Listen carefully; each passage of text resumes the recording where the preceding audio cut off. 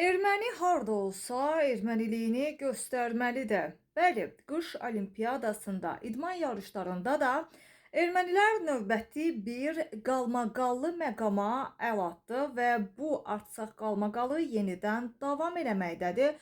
Gündəm xəbərin efirində 7 fevral tarixli və Müsavat Komisiyadan daha bir məlumata diqqətinizə çatdıracağıq. Belə ki, 25-ci qış Olimpiada oyunlarında Ermənistanı təmsil edən fiqurlu konkursan cütlük Nikita Raxmani və Karina Akopovanın proqramında separatçı məzmunlu assosiasiya olunan artsaq musiqisindən istifadə etməsi Azərbaycan Milli Olimpiya Komitəsinin kəskin etirazına səbəb olub. MOQ məsələ ilə bağlı Beynəlxalq Olimpiya Komitəsinə rəsmi müraciət edib. Musiqinin müəllifi Ara Gevorkyan isə idmançılara bu treki istifadə etməyə şəxsən icazə verdiyini açıqlayıb. Bu cür addımlar regionda həssas olan sülh prosesinə necə təsir eləyə bilər? Mövzu ilə bağlı siyasi şərhçi Azər Həsrət açıqlama verərək Müsavat.com-a bildirib ki, ermənilərin bu cılız təxribatları heç nəyi dəyişən deyil. Bu sadəcə suda boğulanların saman çöpündən yapışmasından başqa bir şey deyil.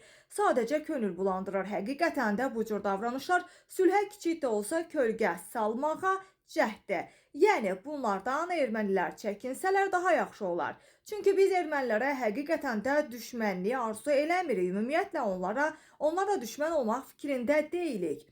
Düşünürük ki, Azərbaycan bundan sonraki mərhələdə öz böyüklüyünü göstərməli və ermənilərlə Qafqazda dinc sülh şəraitində yaşamalıdır. Yəni biz böyük tərəf, qalib tərəf olaraq bu jesti eləyirik və ermənilər də bunun qarşılığına verməlidir. Amma görünür ki, hələ də cılız hisslərindən əl çəkməyiblər.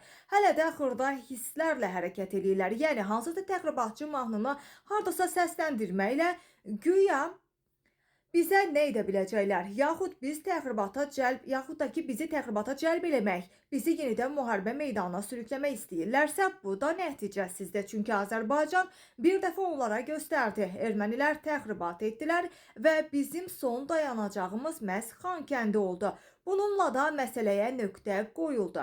Azər Həsrət həmçinin vurğulayıb ki, ermənilər bundan sonra da bu cür təxribatları davam etdirmək əzmində olarsa, məsuliyyət onların üzərində qalacaq. Ona görə də düşünürəm ki, bizdən öncə Ermənistan tərəfi özü bu məsələyə diqqət yetirməli idi və bundan sonra mütləq yetirməlidir. Belə olmadıqda isə əlbəttə ki, baş verənlərə görə məsuliyyət bizdən getmiş olacaq və bütün nəticələr Ermənistanın üstündə qalacaq deyə Azər Həsrət Müsavat.com açıqlamasında bildirib.